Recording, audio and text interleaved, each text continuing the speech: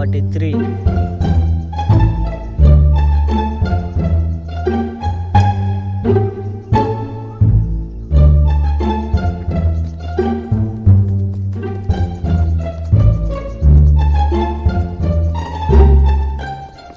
ఏంటిడు కొత్త ప్లేస్లో చేస్తున్నాడు అనుకుంటున్నారా?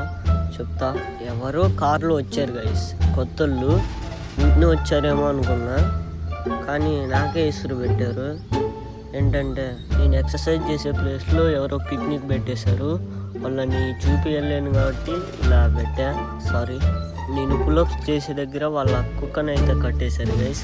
అందుకు ఇంకా నేను వదిలేసా. అందుకే ఇక్కడ చేస్తున్నా.